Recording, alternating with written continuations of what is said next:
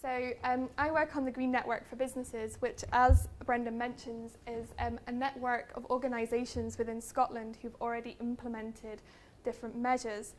So what measures are those? We have businesses who have done work with water and waste, so recycling and composting, energy, so renewables, wood-fueled heating, hydro, solar, wind turbines, and also other resource efficiency and employee engagement techniques.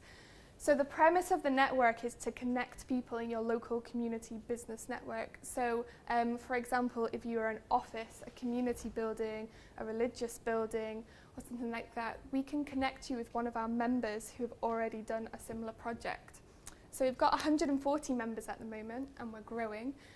We cover a range of industry sectors: construction, hospitality, food and water, and that kind of thing. And again, the example is, the idea is to share best practice. So questions we often get are cost savings, how the longevity of the project, even things like aesthetics. How does it look? What does it sound like if you're talking about air source heat pumps? Also, our network members can give advice on local contractors. Who did you use to install the systems and things like that? How do we do this? We can connect you via email or phone to the network members, via events, which I'll touch on in a minute, and we can also do on-site visits. So you can go and visit some of our business network members on-site in their own premises, and they can show you the technologies in situ, and also you can ask any different questions that you might have. Some of the business network events coming up, we've got, which I just wanted to flag to you today, although they're in Glasgow predominantly, we've got the Athletes Village and Glasgow House. Glasgow House is actually a passive house construction, which Brendan touched on earlier, and the idea is to take the minibus tour, and we take you around all these different organisations. You can meet the business owner, and they can share their installation story with you, as well as cost and carbon savings. There's also one at Glasgow Recycling and Renewable Energy Centre, and that's next week. If you want any more information, I am around afterwards, and I can book you straight onto those tours. The one which is maybe most salient to this session today is a heating technology showcase event, which is up in Fintry.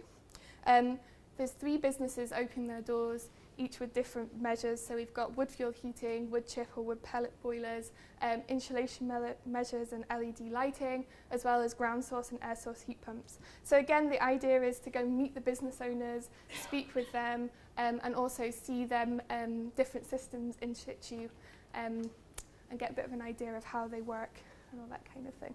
If you're not available for the events, we do have a web tool online. The address is here, which will be circulated as part of the presentation.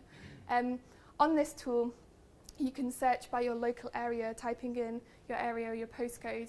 The results will come up with all the different types of businesses in your different area, and they will detail what measures they've got, what sectors they're in, that kind of thing.